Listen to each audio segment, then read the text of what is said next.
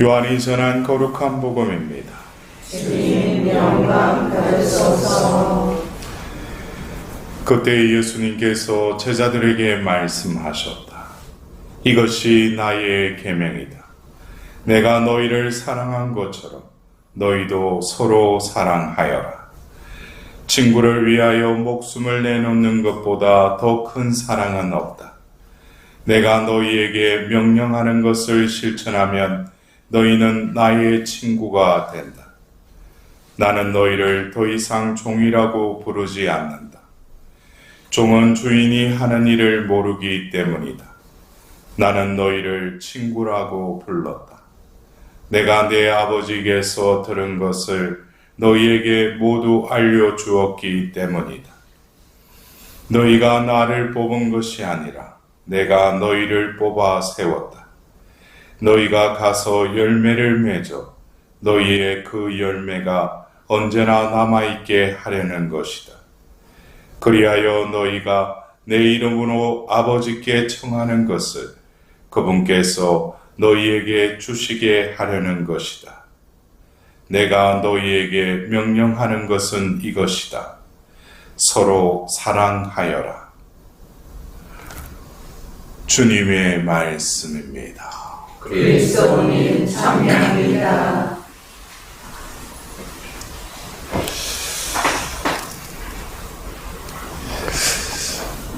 우리가 이 부활 시기에 기도문에도 그렇고 우리가 이 부활의 삶을 어떻게 살아가는가, 이 부활의 느낌을 우리가 삶 속에서 어떻게 체험하고 살아가는가, 이것이 어떻게 보면 부활 시기에 하나님의 자녀라면 하나님께 은총은 구하지만 이미 베푸르신 은총을 우리가 느끼지 못한다면 그것도 참 신앙 삶에 있어서 메마르지 않겠어요? 하나님은 은총을 베푸시는데, 그러니까 우리가 이를테면은 사순시기에는 사순시기에 합당한 은총을 하나님께서는 보이지 않는 은총으로 우리를 사순시기를 충만히 살도록 이끄시죠. 그렇다면 부활시기 때 하나님께서는 그냥 부활 성야 때 그냥 예수님을 다시 일으켰듯이 우리도 다시 일으키셨다 해서 알렐루야 하고 부활 축하합니다, 이거로 끝나는 게 아니죠. 이 부활 시기는 50일간 이 부활의 그 느낌을 다시금 우리가 만끽하는 때예요. 그래서 우리가 그 새 생명, 우리가 자기가 살아있다고 그랬지만 앞에 뭐가 붙어요? 새 생명이라는 것은 또 다른 생명이 있다는 거예요. 예? 그래서 교회에서 이 부활 시기에 우리에게 이 사도행전의 말씀을 우리에게 들려주고 있어요. 여러분들, 오늘 우리가 들은 이 사도행전 15장은 아주 중요한 사건이 모임을 전하고 있죠. 제1차 예루살렘 공회를 그들이 열어서, 왜냐하면은 우리가 사도행전 13장으로부터 이제 바오로와 바르나바가 이방 지역에 복음을 전하기 시작하죠. 그럴 때 그들이 안티오키아 교회에서 그게 몇 명이 실명으로 거론되죠. 그러면서 그들이 단식하고 기도하자 어떻게 해요? 성령께서 그들에게 사울과 바르나바를 따로 세워라 하고 말씀하셔요. 여러분들, 성령께서 그렇게 말씀하시는 게 제가 지금 말하듯이 음성으로 말했겠어요? 그들은 성령의 음성을 이제 듣기 시작하는 거예요. 그러자 거기에 순응하고 이제 바오로와 바르나바가 1차 전도행을 합니다. 근데 그 가는 곳마다 누가 반대를 해요? 유다인들이 반대를 해요. 밖에까지 해요. 그러면서 심지어 이제 그들이 1차 전도행을 끝내고 비시디아 안티오키아에서 이제 시리아 안티오키아로 돌아왔어요. 그래서 1차 전도 여행에 보고를 하는데 유다인들이 또 올라와서 너희들도 할례를 받고 모세의 율법을 지켜야 된다 그래요. 왜? 유다인들은 그것이 어떻게 보면은 구약의 계약을 맺은 그들에게 있어서는 바로 자신들의 존립 근거이면서 선민으로서의 남들에게 드러낼 수 있는 거죠. 우리는 할례를 받고 율법을 지킨다는 거예요. 이것으로 인해서 분쟁이 일어난 거예요. 왜냐하면 바로 바오로가 이방 지역의 이민족들에게 복음을 전할 때는 그들은 이스라엘 백성이 아니기 때문에 할례를 받지 않았죠. 그럼 모세의 율법에 대해서 몰라요. 그러면 복음을 전하는 데다가 이 할례도 받아야 되고 모세의 율법을 지켜야 된다 그러면 이게 바오로가 복음을 전한 것이 수포가 될 수도 있다는 거예요. 그러한 가운데 예루살렘에서 모 교회죠. 거기에서 이제 사도들과 함께 이제 공회가 열린 겁니다. 이 문제를 어떻게 결정 내릴 것인가. 그래서 베드로는 이미 뭡니까? 사도행전 10장에 고넬리오 그 사건을 체험했죠. 이방인들에게도 우리에게 내렸던 성령이 그들에게도 내리는 걸 보고 이제 뭐야? 그걸 가로막아서는 안 되겠다. 하나님이 그렇게 하시니까. 베드로가 이야기하고 또 그 초대교회의 실세였던 야고보가 또 한마디 하죠. 그러면서 오늘 그 결정을 내리는데 여기에 우리가 사도행전 15장 28절에 뭐라고 하냐면 성령과 우리는 다음에 몇 가지 필수사항 외에는 여러분에게 다른 짐을 지우지 않기로 결정하였습니다. 여기서 우리가 보통 모임을 가지면 뭡니까? 어떤 서로 어떤 의견을 내고 주장도 하고 그러면서 어떤 결정을 내리죠. 근데 초대교회는 뭡니까? 성령과 우리는 그랬어요, 여러분들. 이 교회의 주인은 누구셔요? 성령이시죠.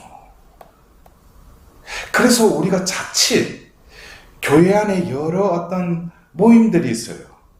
근데 겉으로 보면 사람들이 모여서 신자들이 모여서 모임을 가져요. 근데 그 내면을 이렇게 잘 들여다보면 공동체인 모임이 있는 반면에 조직인 모임이 또 있어요. 여러분들 이걸 잘 분별을 잘 하셔야 돼요.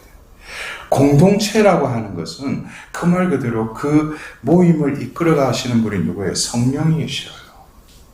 근데 조직은 뭡니까? 어떤 사람이나 어떤 룰에 의해서 그 모임이 운영되는 거예요. 겉으로 볼 때는 기도도 하고 말씀도 있고 그래요. 근데 그 안에 순환 원리를 보면은 완전히 사뭇 달라요. 성령이 하는지 아니면 인간들이 하는지. 이런 것들이 분별이 안 되니까 어떻게 돼요? 성령이 시작한 일이 열매가 없는 것이죠. 여러분도 오늘 우리는 복음을 통해서 예수님께서 지금 잡히시기 전에 돌아가시기 전에 순환 이제를 앞두고 그들과 함께 파스카 음식을 나누시고 나서 그들의 발을 씻기시고 이어코 뭡니까? 그들에게 새 계명을 주셔요. 그리고 보호자 성령을 그들에게 또 약속하십니다. 근데 우리가 볼 때는 예수님이 그 성찬례를 제정하시면서 뭐라고 하셔요? 새 계약을 이루기 위하여 흘리는 나의 피다 그랬어요. 여러분들 예수님이 주신 이 계명은 새 계명이죠. 그리고 예수님이 이루고자 하시는 것은 뭐예요? 새 계약이죠. 이것은 옛 계명, 옛 계약이 있었기 때문에 예수님은 그 앞에다 새 자를 붙이는 거예요. 새 계약, 새 계명을 주노라 그래요. 응? 그래서 구약에 우리가 그냥 예수님이 계약을 맺는다 한다. 그 다음에 계명을 주시고 또 예수님이 이제 잡혀가서 그 십자가에 파스카 어린 양으로 죽으시고 이 모든 것이 유다인들에게는 뭡니까? 이게 계약의 절차라는 것이에요. 그래서 우리가 탈출기 19장부터 24장에 이르는 시나이산 계약의 어떤 절차를 보면 그것을 예수님이 똑같이 준수를 하고 이루어 가셔요. 먼저 자신이 누군가를 그들 가운데 드러내시고 그들에게 무엇을 주셔요? 법을 주시죠. 이게 계약의 준수를 하는 데 있어서 절차라는 거예요. 그래서 우리가 탈출기 19장에 보면은 하나님이 당신을 뭐라고 소개하셔요? 나는 너희들을 이집트에서 데리고 온 신이다. 너희들 독수리 날개 위에 태워서 너희들 데리고 온 신이다라고 당신을 먼저 드러내셔요. 그리고 계약을 맺을 이제 이스라엘 백성들 뭐예요? 너희는 문민족들 가운데에서 나의 소유가 될 백성이다라고 규정을 해요. 관계 설정을 하고 나서 이었고 탈출기 21장에 뭡니까? 십계명을 주시죠. 그리고 여러 법을 주셔요. 이것이 어떻게 보면 계약을 맺을 때 여러분들도 안 그래요? 우리가 이를테면 뭐 부동산 계약, 뭐 계약할 때 보면 이 계약이 유효하려면 어떤 거기에 대한 수칙들이 있죠. 응? 그리고 그것에 대해서 어기면 어떻게 돼요? 거기에 대한 상벌이 있죠. 응? 이게 형식이 비슷한 거예요, 이게. 그리고 나서 이제 계약이 체결되기 전에 어떻게 돼요? 이 계약은 물릴 수가 없기 때문에 짐승을 잡아요. 그리고 피를 제단과 백성들에게 뿌려요. 이거로 그 계약이 이루어지고 이었고 그들은 뭐예요? 그 잡은 짐승을 구워서 먹어요. 이 옛 계약의 시나이산 계약의 이 절차를 보면은 예수님이 어떻게 하셔요? 성찬례를 제정하시죠. 그들의 발을 씻기시죠. 계명을 주시죠. 그리고 어떻게 돼요? 자신이 몸소 십자가의 파스카 어린 양으로 재현되세요. 그리고 우리는 뭡니까? 지금 이 미사 성제를 통해서 예수님의 몸과 피를 먹죠. 이거는 다 계약이에요, 계약. 예? 계약의 틀 속에서 보면은 우리가 지금 미사 성제에 참여하는 것도 이것도 뭐예요? 새 계약의 제사에 참여하는 것이죠. 파스카의 제사에 우리가 참여하는 거예요. 그러면 우리가 매번 이 미사에 참여할 때마다 우리는 이 말씀을 주시죠. 이 말씀의 요약은 결국 뭡니까? 하나님은 사랑이시다. 그러니까 너희도 서로 사랑하라고 하는데 중요한 것은 우리가 생각하는 그 사랑의 이미지, 내가 마음 아파하고 살면서 인간들 사이에서 매번 상처받고 이런 것들이 다 거기에는 뭐예요? 사랑의 문제가 있어요. 예? 결국 우리가 이 세계명, 내가 너희를 사랑한 것처럼 너희도 서로 사랑하라. 이 말씀을 우리는 아직까지도 내가 신앙생활을 하면서 사랑하라라고 하는 것을 행위적인 차원에서만 바라본다면 그 사람은 아직까지 그 계명을 받고도 이해하지 못하는 것이죠. 내가 너희를 사랑한 것처럼 너희도 서로 사랑하여라. 결국 예수님은 새 계명을 이루셨죠. 근데 이 새 계약, 이 새 계약은 그냥 예수님이 와서 새 계약을 이루신 게 아니죠. 구약의 한 예언자를 통해서 이미 예언되었죠. 그것이 바로 새 계약이라고 예레미야서 31장 31절에 내가 이제 너희 다윗 자손들과 새 계약을 맺을 것이다. 그러면서 뭐라고 그러셔요? 나의 법을 너희들 정신에 박아주고 너희들 마음에 그 법을 넣어주리라. 그 법을 지키게 해주겠다는 거예요. 이게 새 계약이라는 거예요. 옛 계약은 뭡니까? 바로 돌판에다가 하나님께서 손수 치우신 그 십계명을 주셨잖아요. 그러니까 그 돌판에 적힌 그 십계명을 그들은 뭐예요? 지켜야죠. 근데 그들이 지킬 수 있었어요? 지키지 못했죠. 그 계약의 어떤가는 그 계명의 골자는 뭡니까? 어떤 율법 교사가 와서 예수님께 물어보죠. 가장 큰 예언서와 율법의 가장 큰 계명은 무엇입니까? 그러자 바로 사랑의 계명을 말씀하시죠. 근데 우리도 하나님을 마음을 다하고 생각을 다하고 내 힘을 다해서 하나님을 사랑하라. 내 이웃을 내 몸과 같이 사랑하라. 이게 율법의 골자인데 그거를 우리가 하려고 해도 지킬 수가 없는 것이죠. 그러니까 하나님이 새 계약을 맺겠다는 거예요. 이 새 계약은 결국 뭡니까? 너희들이 그것을 믿는 주체, 너희들의 노력으로, 수고로 그 계명을 지킬 수 있는 것이 아니라 이제는 새로운 시대가 오면은 바로 너희들이 보이지 않는 그 보호자 성령을 보내주셔서 그 성령이 너희들에게 임하시면 그 성령으로 말미암아서 저절로 지키게 될 것이다 이거예요. 그래서 구약에 사랑하라라고 하는 그 율법, 그 다음에 신약에 예수님이 주신 세 계명, 이것은 겉으로 보면 글자는 비슷해요. 그러나 그 내용이 틀리다는 거예요. 그래서 우리가 갈라디아서 5장을 보면 성령의 열매의 첫 번째가 뭡니까? 사랑이죠. 성령의 열매. 그래서 이 세 계명을 주시고 나서 예수님이 바로 이어서 포도나무와 그 가지의 비유의 말씀을 하시는 거예요. 내 안에 머물러라. 그럼 나도 너희 안에 머무르겠다. 많은 열매를 맺으리라. 이것은 이제는 사랑하라라고 하는 것이 우리의 근본적인 의무이기도 하지만 내 힘으로 할 수 있는 것이 아니라 뿌리로부터 영양분이 올라와서 그 가지에 전달될 때 제때에 그냥 주렁주렁 열매가 맺어지듯이 이 세 계명의 작동 원리는 뭡니까? 하나님으로부터 또 예수님이 이 땅에 오셔서 우리에게 온전히 보여주시고 실천하신 그 사랑이 이제는 보호자 성령을 통해서 우리에게 부어졌다는 거예요. 우리 안에 그 사랑이 머물러 있다는 것이죠. 근데 우리는 그 사랑의 성령에 힘입지 않고 나로 살아가니까 가지가 나무에 붙어 있지 않으면 뭐예요? 열매를 스스로 맺을 수가 없죠.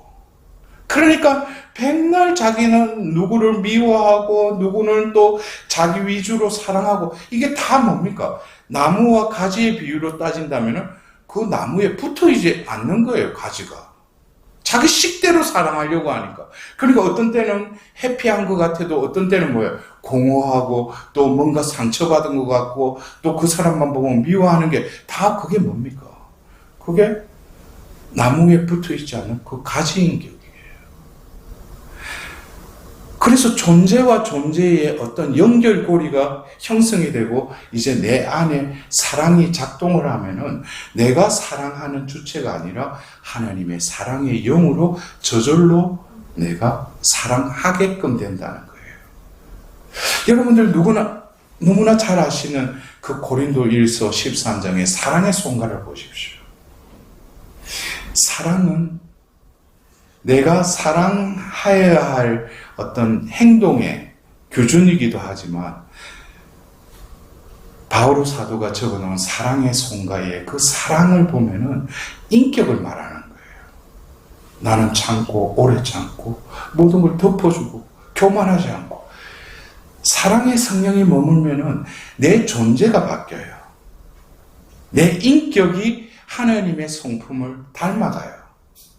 그것이 먼저 사랑이 이루고자 하는 열매예요. 내가 변화가 일어난다는 것이죠. 이 세 계명은. 그리고 내가 그것을 그렇게 사랑해야지라고 내가 실천하는 것이 아니라 내가 진정으로 하나님의 살아있는 모상으로서 변화가 일어나면 그것은 말이나 행동은 그것은 뭡니까? 저절로 그 사랑이 뿜어져 나오는 것이죠. 그래서 어떤 사람을 만나면 말을 하지 않더라도 왠지 모르게 위안을 받고 그 사람을 통해서 힘을 얻는 것이 그거예요. 내가 원하는 방법, 내가 좋아하는 사람들한테 그냥 사랑한다. 그거 다 보면은 나무에 붙어있지 않는 가지예요. 그 가지는 조금 열매 비스무리한 걸 맺는 것 같아도 얼마 가지 못하면 뭐예요? 다 메마르고 그냥 열매를 맺지 못해요. 여러분들, 우리가 열매를 맺지 않는 무화과 나무, 그 비유의 말씀하시죠. 포도원지기가 주인한테 다시금 구하지 않습니까? 올해 한 번만 기다려 봐달라고. 그러면 내가 학을 파서 거름을 주겠다고. 올해도 그 열매 맺지 못하면 잘라내라고 그러죠. 여러분들, 그 거름, 그것이 바로 뭡니까? 그게 자비예요. 자비는 우리를 끊임없이 용서하시고 우리를 정화시키는 그 하나님의 속성. 결국 자비가 지향하는 것은 우리 존재가 지으신 분의 그 존재로 회복되는 것. 그러면 우리의 존재가 어떤 존재가 되는 거예요? 자비로 인해서 우리가 회복되는 것이죠. 그러면은 내가 사랑을 안 하려고 해도 저절로 사랑하는 존재로 그냥 변화가 일어나는 거예요. 이것이 하나님이 하고자 하는 그 새 계명이에요. 왜? 새 계약, 예레미야가 예언케 한 그 새 계약을 예수님은 이루셨다고 그랬죠. 그렇기 때문에 오늘 일독서의 그 공의의 사람들 역시 뭡니까? 그들 안에 나로 살던 나가 죽고 이제 내 안에 성령이 움직이시는 거예요. 그래서 자기들이 결정하는 것이 아니라 성령과 우리는 성령의 그 지시하심, 성령의 이끄심에 이제는 뭐예요? 순응한다는 거예요. 그러자 그 편지 하나를 들고 안티오키아 교회에 가서 그거를 읽어주니까 뭐예요? 공동체는 편지를 읽고 그 격려 말씀이 기뻐요. 그 안티오키아 교회도 뭐예요? 공동체죠. 성령이 운영하시는 것이죠. 여러분들, 우리가 교회가 살아있는 유기체로, 여러분들 가정도 살아있는 성령의 터전이 될 때 그 가정 안에는, 우리 공동체 안에는 늘 성령께서 함께 하실 뿐만 아니라 우리에게 지시하셔요. 격려하셔요. 위로하셔요. 힘을 불어넣어 주셔요. 그것에 순응하면 어떻게 되겠어요? 하나님께서 신도들을 모아주셔요. 중요한 것은 그 권한이 어디에 뿌리를 내리고 있는가. 우리가 진정으로 사랑해야지. 다들 우리는 그것에 대해서 알고는 있어요. 그러나 내가 할 수 있는 게 아니죠. 왜? 예수님이 오늘 말씀하셨듯이 친구를 위해서 내 목숨을 던지는 것보다 더 큰 사랑은 없다고 그래요. 여러분들 안 그래요? 내가 손해보고 내한테 피해가 올 거 뻔한데 내가 그 사람을 위해서 몸을 던지겠어요? 그 사람을 위해서 그걸 다 내놓겠어요? 그건 내가 할 수 없어요. 에고라는 사랑으로서는 도저히 이룰 수가 없는 거예요. 그래서 뭡니까? 내 안에 그리스도가 머무시고 그리스도가 몸소 나를 위해서 죽으셨듯이 그 그리스도께서 그 이웃을 위해서 자신을 내어 던지도록 재촉하시는 거예요. 그게 바로 뭡니까? 그리스도의 사랑이죠. 여러분들, 어쩌면 내가 지금 살면서 이 부활의 부활 시기에 나는 새 생명으로 살아야 돼요. 이때까지 나의 사랑으로 살았다면 이제는 하느님의 영원한 사랑으로 나를 일으키셨을 뿐만 아니라 이 부활 시기에 다시금 우리 안에 새 생명으로 우리 안에 임하시고 우리 안에 머무시고 그 새 생명으로 살아라고 우리에게 끊임없이 재촉하시는 분이 계시다는 거예요. 그분은 부활하신 그리스도이시죠. 여러분들, 그러한 새 생명으로 살 때 내가 얽매여 있고 누군가를 미워하고 누군가를 용서 못하는 그 사람들을 아직까지도 내가 그렇게 규정하고 용서하지 못한다면 그 사람은 그냥 육신의 생명으로 살아갈 뿐입니다. 내가 새 생명으로 살아간다면 조건 없이 그 사람을 용서하고 베풀고 나를 온전히 내어주는 그 사랑으로 살 때 내 안에는 기쁨과 평화로 넘칠 것입니다. 그것이 바로 부활한 자죠. 여러분들, 오늘 하루도 진정으로 우리 공동체 안에 성령이 함께 하시고 성령이 이끄시는 것에 우리가 먼저 길들여질 수 있도록 오늘 이 미사를 통해서 하나님께 그 은총과 은사를 구하도록 합시다.